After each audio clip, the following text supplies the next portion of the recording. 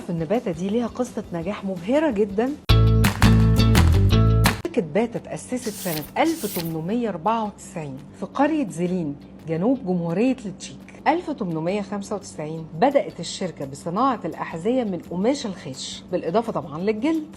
الله عليك عبقري الله. سنة 1904 دخل توماش باتا مكنة الإنتاج، واللي خلت شركة باتا تبقى أول منتج للأحذية بالجملة في أوروبا. وقت الكساد العالمي اللي حصل بعد الحرب العالمية الأولى، توماش باتا خفض أسعار الأحذية للنص، وكان أول واحد يعمل مبادرة مشاركة الربح اللي حولت كل العاملين في الشركة لشركاء في الشركة. معاك كام؟ 3334.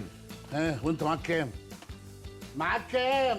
حاضر هعدهم. عن نهاية 1928 كان المصنع الرئيسي للشركة عبارة عن 30 مبنى، وبنت باتا مؤسسات تعليمية. وفي سنة 1934 امتلكت الشركة أكثر من 300 مخزن في أمريكا الشمالية، والآلاف في آسيا، وأكثر من 4000 في أوروبا. وفي سنة 1938 وصل عدد العمال في شركة باتا لأكثر من 65 ألف شخص. شركة أحذية باتا ليها تاريخ كبير في العالم العربي، ارتبط اسمها بالحذاء الراقي والمتين